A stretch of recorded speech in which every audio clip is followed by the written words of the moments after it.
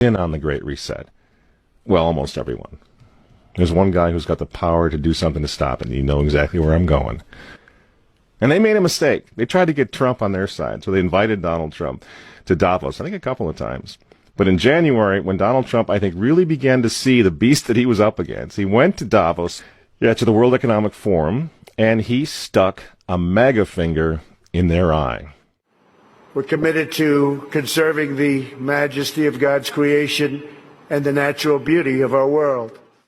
But to embrace the possibilities of tomorrow, we must reject the perennial prophets of doom and their predictions of the apocalypse.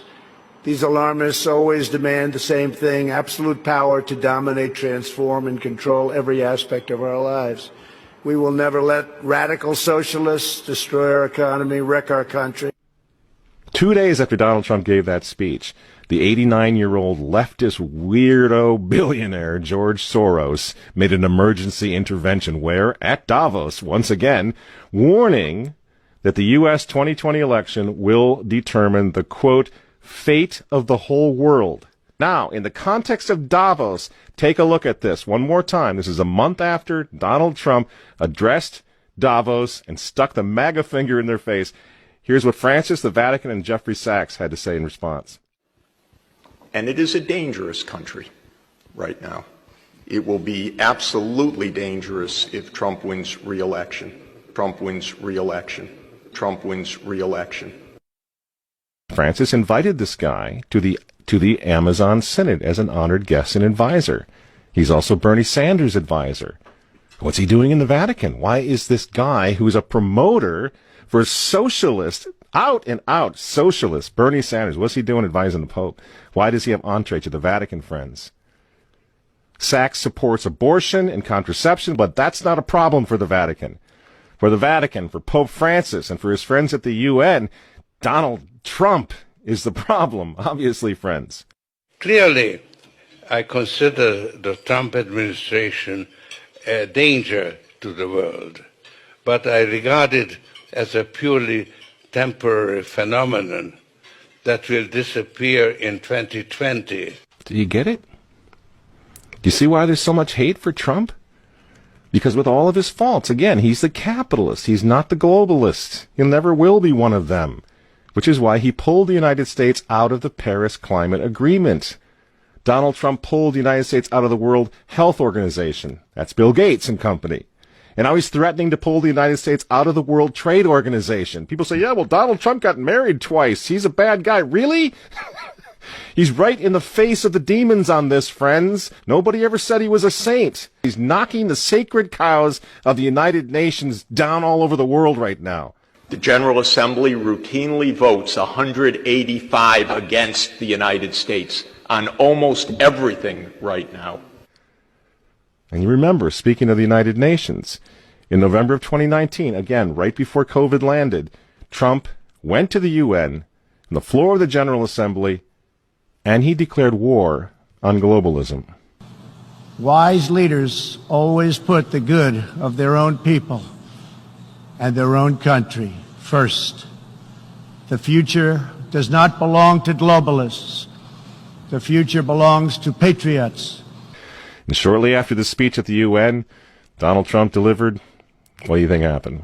The coronavirus was unleashed on the world, and Trump's booming U.S. economy went on life support.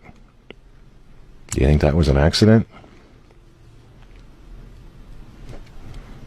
So when they tell all of us to stay home, wear your mask so grandma doesn't get sick, please understand what's really going on here. They don't care about your grandmother. They don't care about old people, these people. They don't care about babies. They want them aborted so that they can save the common home. Abort babies, millions of them all over the world. They don't care about babies. They don't care about old people. In fact, if you want to save your grandma, tell the globalists to stay the hell away from her. You remember how some of them, like Cuomo and characters like this, were running COVID recovering patients through nursing homes? That's how much they care about grandma. And the name of the game now is to bring the United States economy to its knees, get it out of the way, so that everyone will want the Great Reset. Make the new normal so intolerably abnormal that even you and I, maybe, At some point in the near future, we'll be begging for the vaccines because we'll be driven crazy by that point. Begging for whatever else is going to keep us safe according to our jailers and our handlers and our zookeepers. You see? That's what they want. That's why they keep using this term new normal. What we do to fight back? Go to work. Go back to school. If you're healthy, take off the mask. And for heaven's sake, go back to church and pray that Trump wins in November. That's what the reset was all. That's what the Russia hoax was all about. That's what the impeachment hoax was all about. Don't you see?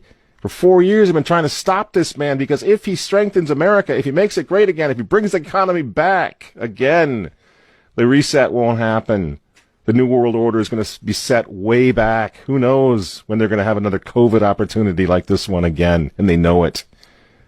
So ask yourselves why they hate this man. These folks, these men, they hate God. They hate the unborn. They hate the traditional family. They hate you. And they hate Donald Trump, whose political opponents, by the way, right now are knocking statues of saints to the ground. They're beating up cops, and they're burning flags. You say you don't like Trump. I'm sorry, friends, but who cares? That doesn't really matter anymore. But you think of Trump's personality or his tweets. Look at the big picture. The choice is simple, friends.